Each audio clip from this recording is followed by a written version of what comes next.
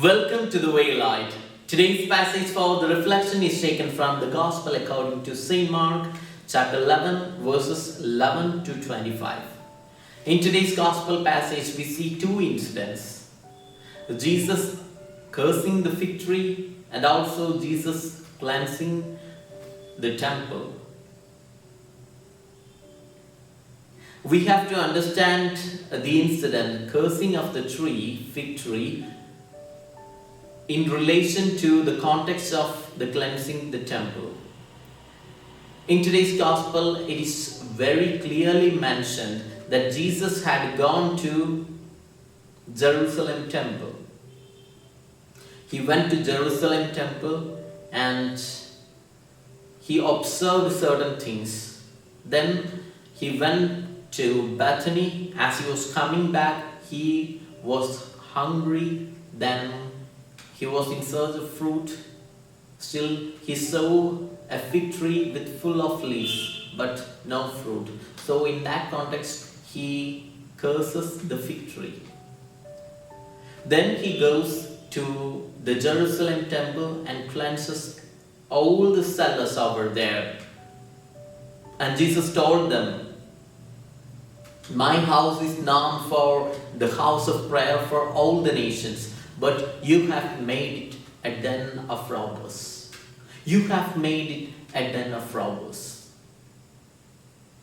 So we need to analyze the cursing of the fig tree. See, when Jesus was in search of a fruit, he saw a fig tree with full of leaves. Full of leaves.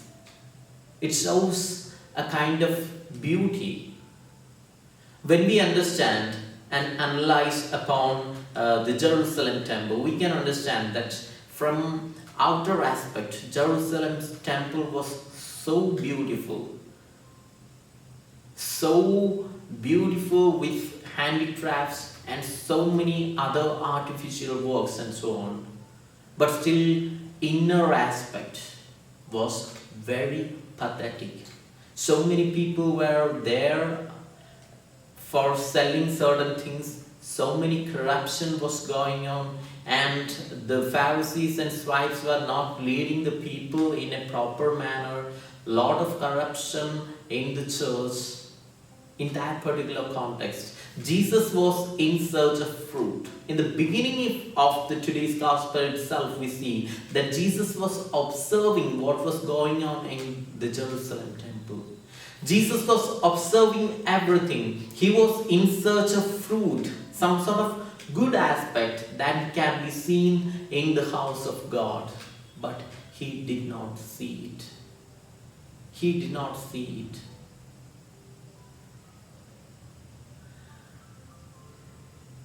So this can be related to the cursing of the fig tree. Fig tree was full of leaves, covered with the leaves. That shows the beauty of it.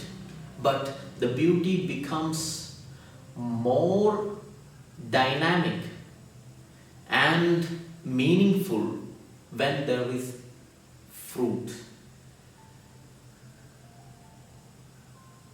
Beauty contains its meaning in relation to the fruits.